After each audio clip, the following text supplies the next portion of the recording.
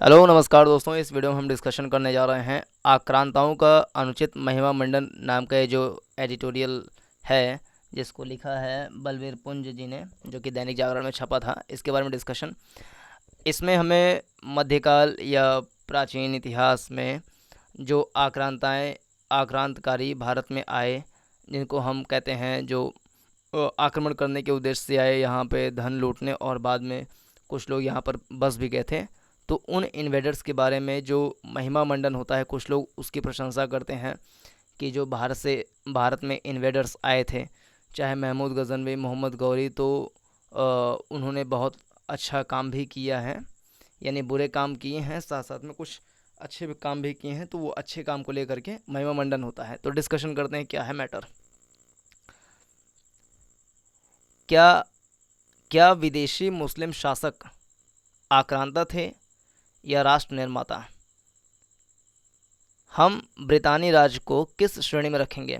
तो इस वाले में कहीं कहीं जो ब्रिटेन के शासन था और फिर जो मुस्लिम शासक भारत में आक्रमण किए थे, उनके बीच में तुलना करके भी बताया गया है।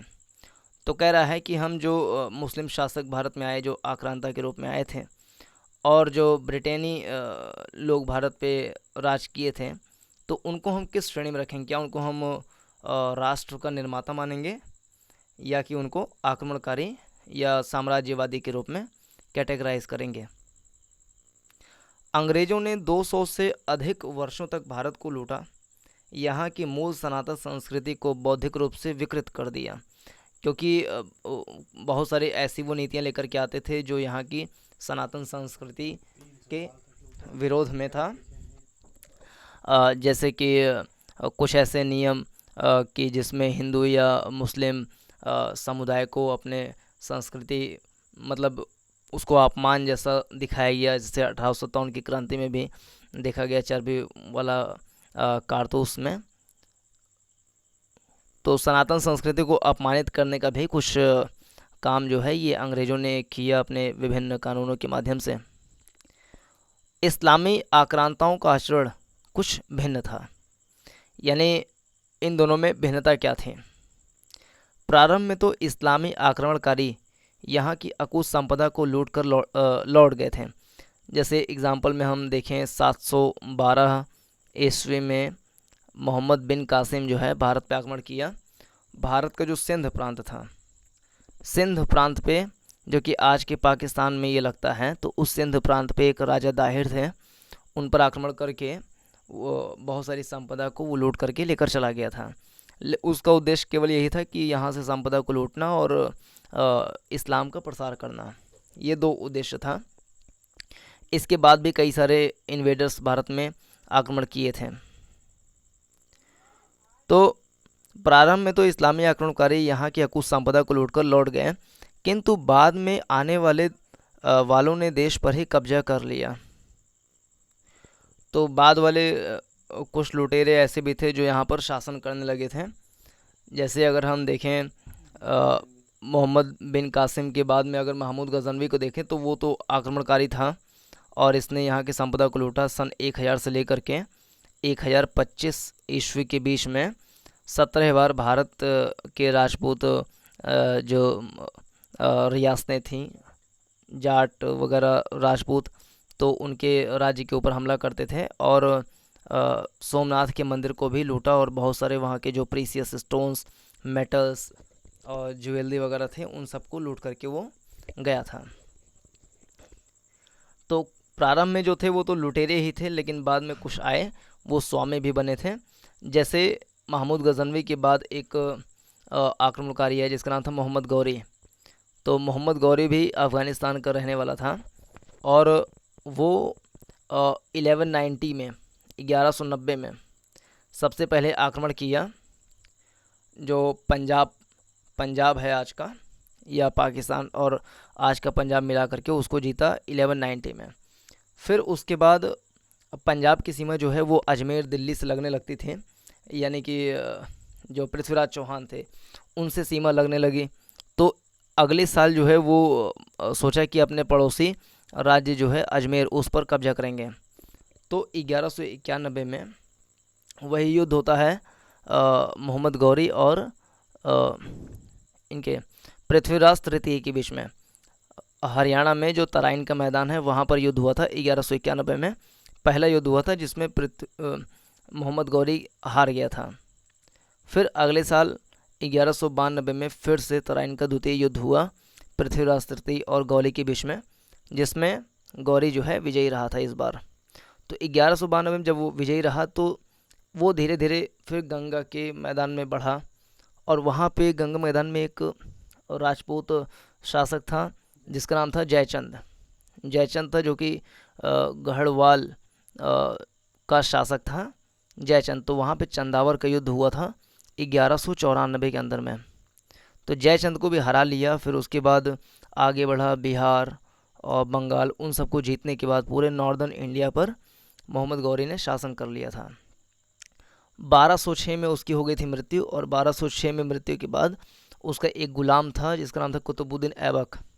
तो उसको जो है अपने पूरे राज्य का कह लें कि शासक बना दिया था। तो चूंकि वो गुलाम था कुतुबुद्दीन ऐबक मोहम्मद गौरी का, इसलिए 1206 ईस्वी में एक वंश की स्थापना होती है जिसको बोलते हैं गुलाम वंश, यानी कि स्लेव डायनेस्टी। तो लुटेरे ही स्वामी बन गए। जो लुटेरे थे वही फिर देख रहे हैं बाद में कैसे वो स्वामी बन गए और मूल निवासी उनके गुलाम बन गए। यानी यहाँ पे रहने वाले लोग जो थे मूल रूप से वो उनके गुलाम बनते चले गए। फिर उन्होंने स्थानीय बहुलतावाद संस्कृति को नष्ट किया। जैसे कुछ लोग कहते हैं कि भारत में जब इस्लामी संस्कृति आई तो उससे हिंदू संस्कृति और मुस्लिम संस्कृति दोनों का मिलन हुआ, जिससे एक मिश्रित संस्कृति का विकास हुआ जिसको कहते हैं कंपोजिट कल्चर। लेकिन यहाँ पे लेखक का मानना है कि नहीं, इससे जो है बहुलतावादी संस्कृति नष्ट हुई थी, क्योंकि लेखक का मानना है कि वो जब आए तो बहुत सारे लोगों को मुस्लिम बनाने के लिए धर्म परिवर्तन करना शुरू कर दिए थे, तो ये बहुलतावादी संस्कृति को नष्ट किया। इस भूखंड की अस्मिता और सामाजिक जीवन के मान बिंदुओं को भी रौंद डाला। उनके मजहबी उन्माद में हजारों मंदिर धूल धूर्षित हो गए। जैसे मोहम्मद गौरी या महमूद गजनवी देखेंगे तो वो जब भारत में आक्रमण किए थे तो मथुरा, बनारस, यहाँ सब के कई सारे मंदिरों को उन्होंने तोड़ भी दिया था, या सोमनाथ के मंदिर को ही देखें तो उसको भी कई बार विध्वंस कर दिया था। तो असंख्य निरपराधों को या तो तलवार के बल पर मतांतरित कर दिया गया, यानी कि उनको धर्म परिवर्तन कराया गया, या फिर मजहबी उत्पीड़न के बाद मौत के घाट उतार दिया गया। तो ये था जो आक्रमण था मुस्लिम शासकों का भारत में। तो उनकी क्या छवि बताना चाह रहे हैं लेखक, वो इस प्रकार से है। फिर ब्रितानी और इस्लामी दस्युओं में एक अंतर भी है, यानी ब्रिटेन और इस्लाम में जो दस्यु हैं उनमें क्या अंतर है। जहां 1947 में अंग्रेज भारत को कंगाल बना करके चले गए थे, उसे अपने मांसपुत्रों के हाथों में सौंप गए। 1947 में जैसे ब्रिटेन जो है भारत को पूरी तरीके से छोड़ करके चला गया था, लेकिन इस्लामी आक्रांताओं के मजहबी वंशजों का अखंड भारत के 1/3 से अधिक भूभाग, जैसे कि पाकिस्तान, बांग्लादेश, अफगानिस्तान लें तो उस समय का जो अखंड भारत था, जैसा कि लेखक ने इसमें अखंड भारत शब्द का प्रयोग किया है, तो अखंड भारत में आज का पाकिस्तान, बांग्लादेश, अफगानिस्तान ये सारे भी देश आते थे। तो 1/3 अखंड भारत का 1/3 हिस्सा जो है आज भी अलग हुआ हमें दिखाई पड़ता है, जहाँ पर सीधा सीधा मुस्लिम नियंत्रण है। चाहे अफगानिस्तान देखें या पाकिस्तान या बांग्लादेश, तीनों देश जो हैं अपने आप को इस्लामी देश घोषित करते हैं और वहाँ पे इस्लामी नियंत्रण देखते हैं। यानी 1947 में अंग्रेज़ तो चले गए थे पूरी तरीके से, लेकिन मुस्लिम जो आक्रांता आए वो आज भी जो है अखंड भारत के 1/3 हिस्से पर राज करते हैं, अलग 3 देश बना करके। तो इस्लामी आक्रांताओं के मजहबी वंशजों का अखंड भारत के 1/3 से अधिक भूभाग पाकिस्तान, बांग्लादेश, अफगानिस्तान पर आज भी कब्जा है, जहां इसकी मूल संस्कृति, उसकी संतति और सनातन जीवन मूल्य, लोकतंत्र, बहुलतावाद और पंथ निरपेक्षता के लिए कोई स्थान नहीं है। यानी इन देशों में जो लोकतंत्र है, डेमोक्रेसी, कि सभी को अधिकार मिले, सभी को न्याय मिले, तो वो चीज़ मतलब हमें देखने को नहीं मिलता है इन देशों में। और जो बहुलतावाद है, यानी कि जो डाइवर्सिटी होता है, उसको भी सम्मान नहीं किया जाता है इन तीनों देशों में। अगर देखें मोटी मोटा, बांग्लादेश तो फिर भी हम ठीक मान सकते हैं थोड़ा बहुत, लेकिन पाकिस्तान अफ़गानिस्तान में स्थिति बहुत ज़्यादा ख़राब है। और पंथ निरपेक्षता की तो बात ही नहीं कर सकते पाकिस्तान जैसे देश में। वहाँ पर जो अल्पसंख्यक हैं, खास करके वहाँ पे अल्पसंख्यक की संख्या बहुत कम है, 2, 2.5 या 3% तक हैं, जिसमें हिंदू आते हैं, सिख आते हैं, कुछ कुछ संख्या है जो बौद्ध के भी हैं और क्रिश्चियनिटी के हैं। तो उनको वहाँ पे बहुत ही कम लीगल राइट या मानव अधिकार प्रोवाइड किए जाते हैं। बीते दिनों अफ़गानिस्तान में गिने चुने जो शेष हिंदू सिखों का पलायन था, उसी विषाक्त श्रृंखला का एक भाग है। यानी पहले ही अफ़गानिस्तान में कई सारे लोगों को वहाँ से भगाया जाता था, इसीलिए उनके संरक्षण के लिए एक कानून भी आया था जिसको बोलते हैं CAA, NRC वगैरह कानून आया था। लेकिन वहाँ पे तालिबान का नियंत्रण जब तेज़ी से बढ़ा, तो जो हिंदू सिख वहाँ पे कुछ संख्या में थे, वो भी सारे भाग करके, भारत सरकार ने उनको बुला लिया या वो खुद भाग करके चले आए भारत में। तो ये दिखाता है कि मुस्लिम आक्रांता जो हैं वो अभी भी कितना सक्रिय हैं और वो दूसरे धर्म को किस प्रकार से सम्मान नहीं दे रहे हैं। मतलब सारे मुस्लिम ऐसा नहीं है, लेकिन जो मुस्लिम आक्रांता वाली श्रेणी में आते हैं, उनकी स्थिति कुछ इसी प्रकार से है कि वो बहुलतावाद या धर्मनिरपेक्षता, समानता, लोकतंत्र, इन मूल्यों को वो स्थान नहीं देते हैं। इस्लामी आक्रांताओं और स्थानीय लोगों में संघर्ष क्या केवल सत्ता और अहंकार के कारण था? इस्लामी आक्रांताओं और स्थानीय लोगों में संघर्ष क्या केवल सत्ता और अहंकार के कारण था? क्या इस कलह का कोई सांस्कृतिक या मजहबी आयाम नहीं था? कहते हैं कि मुस्लिम शासकों के दरबार में हिंदू तो हिंदू, सिख सम्राटों की राजसभाओं में मुस्लिम सैनिक कर्मचारी थे।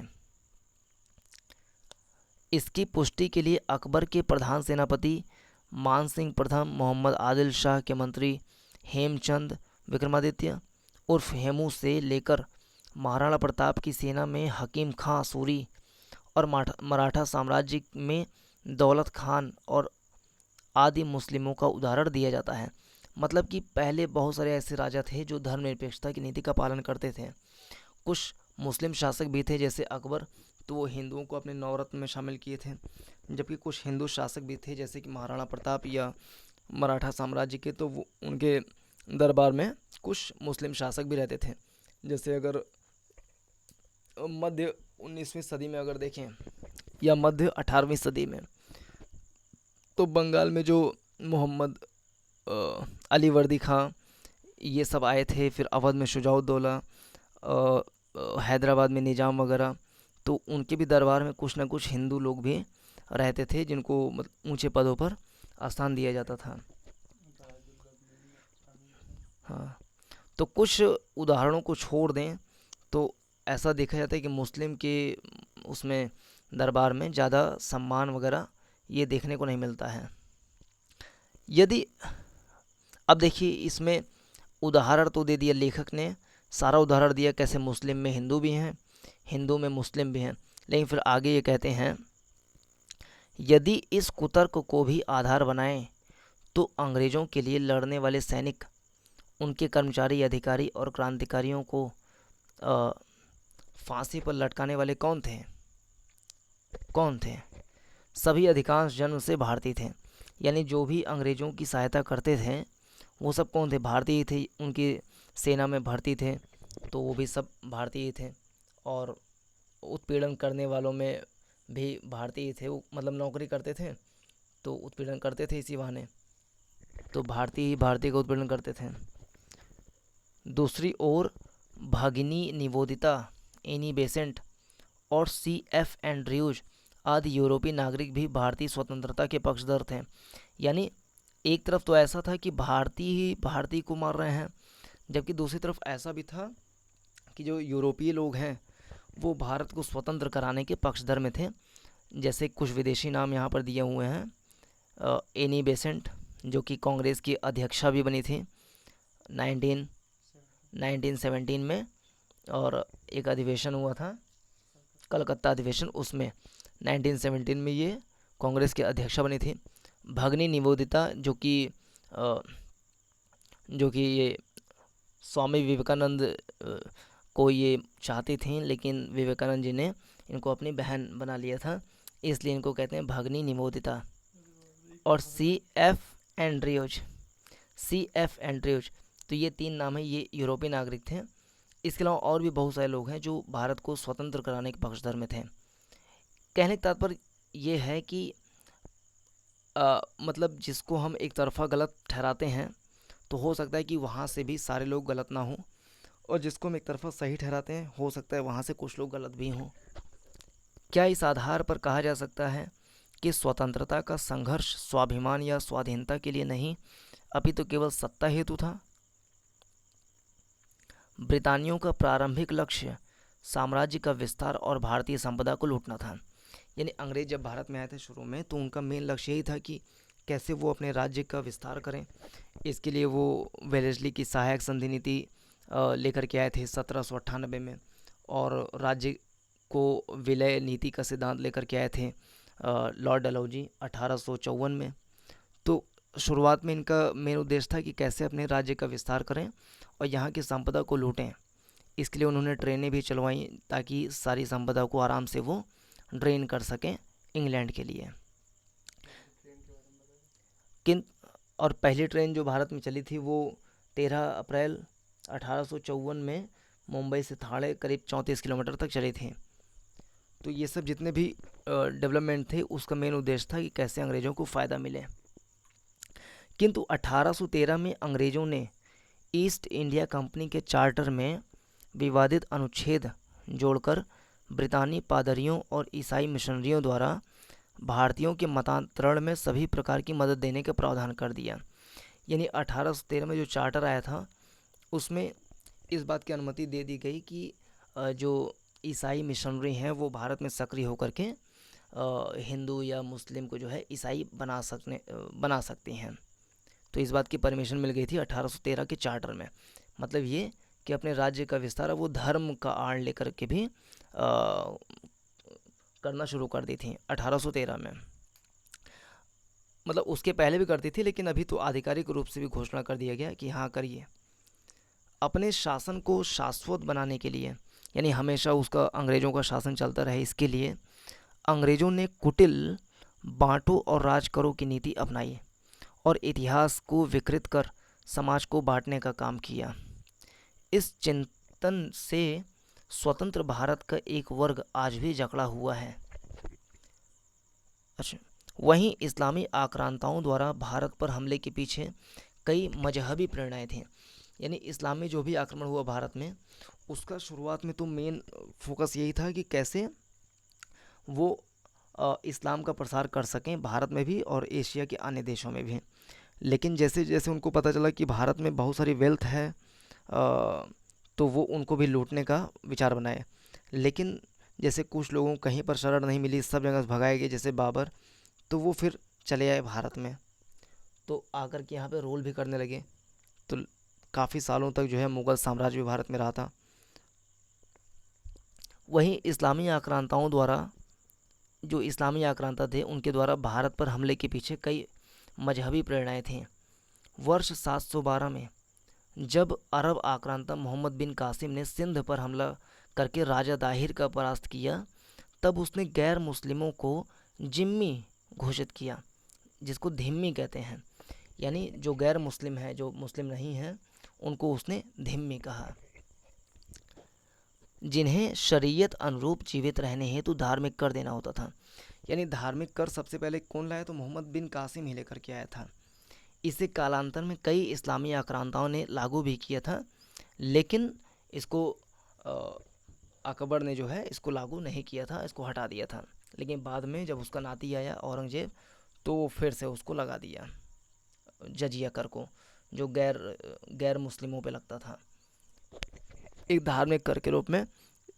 जैसे कि फ्रांस की क्रांति में पादरी वर्ग जो है वो टाइद नाम का कर लगाते थे, धार्मिक कर होता था, लेकिन वो खैर सब पे लगता था। लेकिन यहाँ मुस्लिम आक्रांता जो थे वो केवल मुस्लिम को छोड़ करके बाकी सब पे धार्मिक कर लगाते थे, जो कि भेदभावपूर्ण था। और मतलब कि मोहम्मद बिन कासिम आया तो अन्य लोगों को धिम्म कहा, सब कहा, और उन पे धार्मिक टैक्स लगाया। महमूद गजनी ने 11वीं शताब्दी में भारत पर आक्रमण किया, यानी कि 1000 से लेकर के 1025, उसने 1 दर्जन से अधिक बार भारत पर हमले किए, यानी कि 17 बार हमले किए थे। और सोमनाथ मंदिर जैसे मानबिंदुओं को ध्वस्त किया।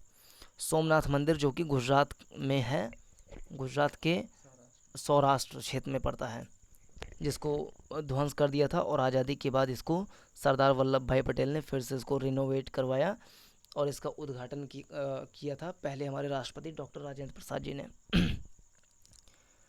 फिर अच्छा, सोमनाथ मंदिर को लूटा। फिर सल्तनत काल से लेकर लोदी वंश के बाद 1526 में बर्बर बाबर ने भारत में मुगल साम्राज्य की स्थापना की।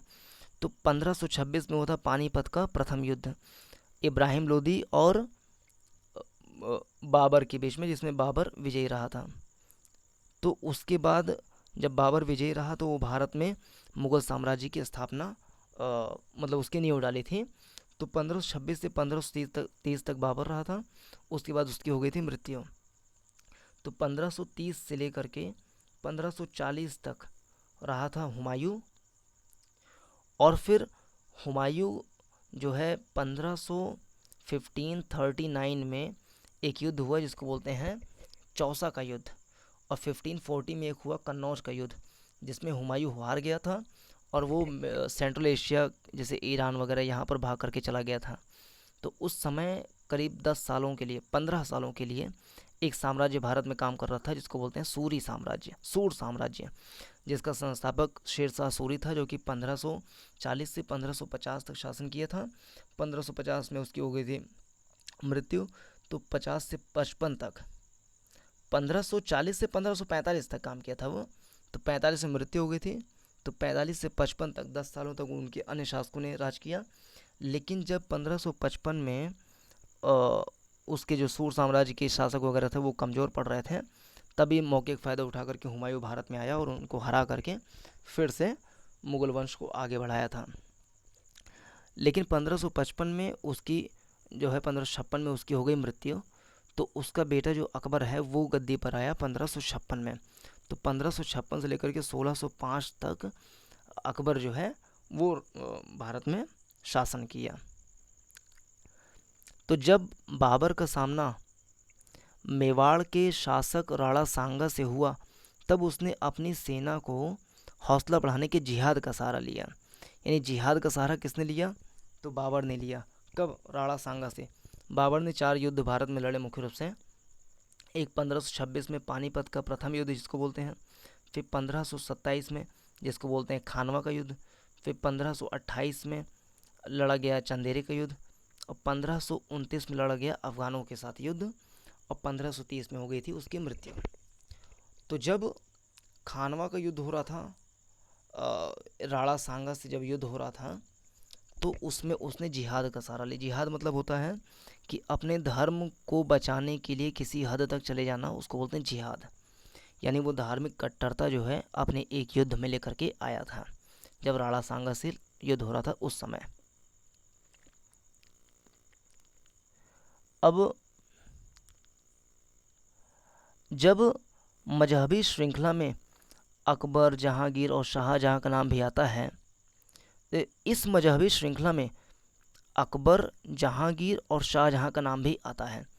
तो व्यक्तिगत रूप से इस बात से सहमत मैं नहीं हूँ कि अकबर भी जो है मजहबी था, क्योंकि उसने कई सारे ऐसे काम किए थे जो धर्मनिरपेक्षता की नीति पर खरे उतरते थे। जैसे कि वो अपने जो नवरत्न था उसमें कुछ हिंदू लोगों को भी शामिल किया था। इसके अलावा वो हिंदू लड़कियों से भी विवाह किया।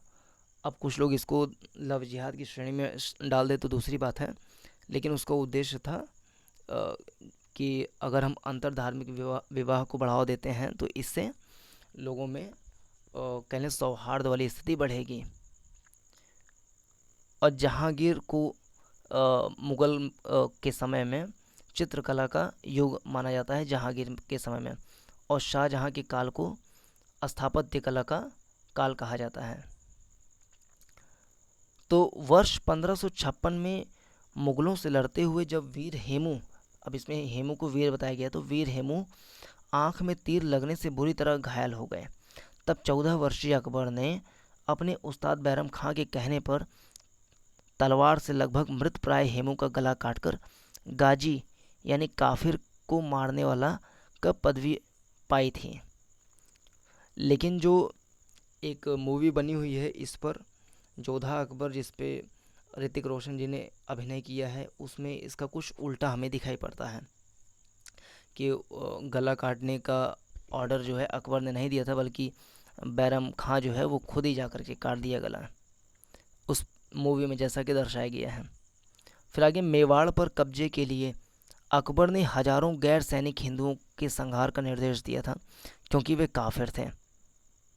तो अब लेखक के अपने विचार हैं। इसी तरह तुझके जहांगीर के अनुसार कांगड़ा स्थित ज्वालामुखी मंदिर परिसर में जहांगीर ने गाय का जिबह किया था, तो पुष्कर में भगवान विष्णु के अवतार वराह के मंदिर को ध्वस्त कर दिया।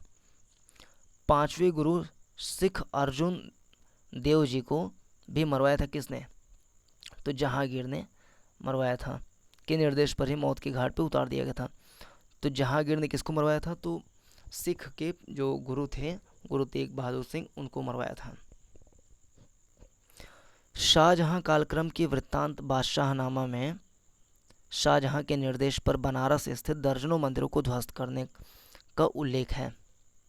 ये सब विवरण मुस्लिम बादशाहों द्वारा स्वयं या फिर उनके दरबारियों द्वारा लिखे गए हैं। कट्टरता के ये क्रूर चिन्ह दिल्ली सल्तनत और मुगल काल से लेकर मैसूर के शासक रहे टीपू सुल्तान तक दिखाई पड़ते हैं। इसका प्रमाण टीपू की वह तलवार है जिसके हत्थे पर लिखा है, अविश्वासियों यानी काफिरों के विनाश के लिए मेरी तलवार बिजली की भांति चमक रही है। ये जो सेंटेंस लिखा हुआ है, ये सेंटेंस ऐसा मुझे प्रतीत होता है व्यक्तिगत कि ये लिखा हुआ था ऐसे लोगों के लिए जो उस समय देशद्रोह कर रहे थे। यानी कि मैसूर के राजा उस समय टीपू सुल्तान थे, तो टीपू सुल्तान का देशद्रोह करके जो अंग्रेज़ों का साथ दे रहे थे, चाहे वो हिंदू हों चाहे मुस्लिमों हों, उनके लिए उसने काफिर शब्द का प्रयोग किया था। लेकिन यहाँ पर लेखक शायद काफिर के लिए हिंदू को इंगित करना चाह रहे हैं।